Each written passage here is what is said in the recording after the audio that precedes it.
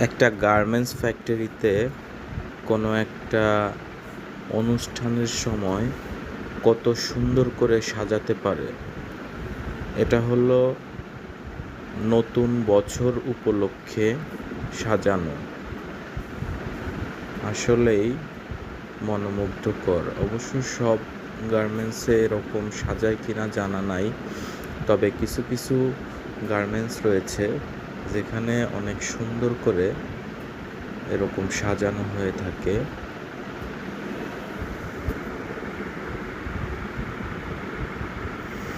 তো এর এক একটা লাইন সাজাতে 15 থেকে 20 হাজার টাকার মতো খরচ করা হয়।